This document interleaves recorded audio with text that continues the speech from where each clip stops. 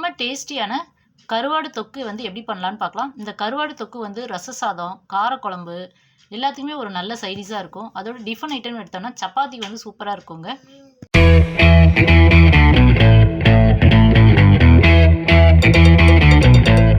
Hi friends, welcome to D3 channel.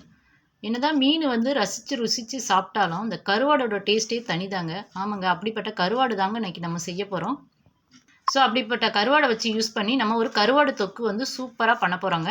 So அதுக்காக நான் வந்து இன்றைக்கி எடுத்துக்கிட்ட கருவாடு வந்து என்னென்னா கொடுவா துண்டு கருவாடு தாங்க. இந்த கருவாடு தொக்கு பண்ணுறதுக்காக கொடுவா மீனோட துண்டு தாங்க எடுத்திருக்கேன். அது வந்து 3 பீஸ் வந்து எடுத்திருக்கேங்க. இந்த கருவாடு பொறுத்த வரைக்கும் வந்து நல்லா கழுவிட்டு செய்யுங்க.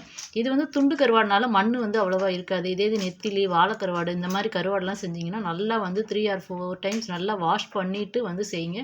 ஏன்னா அதில் வந்து மண் இருக்கும். அப்போனா தான் அந்த மண்ணெல்லாம் உதிர்ந்துருங்க. இந்த தொக்கு பண்ணுறதுக்கு நான் வந்து ஒரு தக்காளி வந்து நல்லா பழுத்த தக்காளியாக ஒரு பெரிய தக்காளி எடுத்திருக்கேங்க. அதை ஸ்லைஸ் பண்ணி வச்சுருக்கேன். அதோட வந்து கருவேப்பிலை வந்து தாளிக்கிறதுக்காக எடுத்து வச்சுருக்கேன். தொக்குங்கிறதுனால வந்து என்னென்னா வெங்காயம் வந்து கொஞ்சம் நிறைய போட்டால் தான் தொக்கு வந்து நல்லா வந்து நமக்கு கிடைக்கும். ஸோ அதனால் வந்து ஒரு 4 வெங்காயம் எடுத்து அதை வந்து நல்லா ஸ்லைஸ் பண்ணி வச்சுருக்கேங்க. ஸோ இந்த தொக்கு பண்ணுறதுக்காக நான் ஃபஸ்ட்டு வந்து ஒரு கடாயில் வந்து எண்ணெய் ஊற்றிருக்கேங்க. எண்ணெய் காஞ்சோனையும் சோம்பு போட்டுடலாம். சோம்பு பொரியட்டும். நெக்ஸ்ட்டு நம்ம எடுத்து வச்சுருக்க கருவேப்பிலை போட்டுடலாம். கருவேப்பிலை நல்லா பொரியட்டுங்க.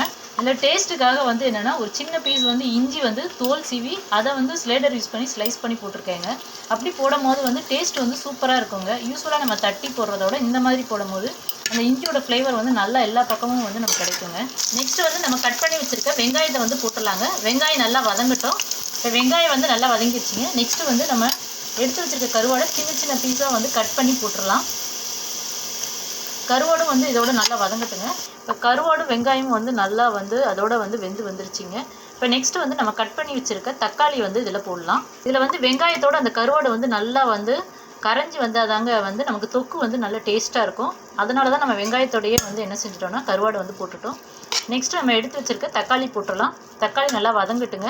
இப்போ இந்த கருவாடுக்கு வந்து தொக்கு பண்ணுறதுக்கு லைட்டாக வந்து உப்பு போட்டால் போதும். ஆல்ரெடி வந்து கருவாடுலேயே நமக்கு வந்து உப்பு இருக்குங்க. அதனால் கொஞ்சமாக உப்பு போட்டுக்கோங்க. அதாவது அந்த வெங்காயம் தக்காளிக்கு மட்டும் போட்டால் போதும். இப்போ இதில் நம்ம வந்து 1 கிளாஸ் அளவுக்கு தண்ணி ஊற்றலாங்க.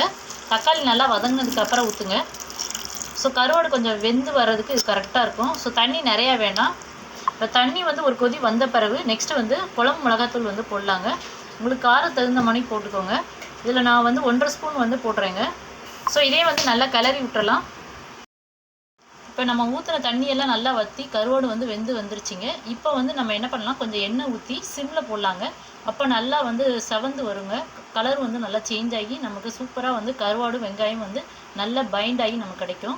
செம டேஸ்டியான கருவாடு தொக்கு வந்து நமக்கு ரெடி ஆயிடுச்சுங்க.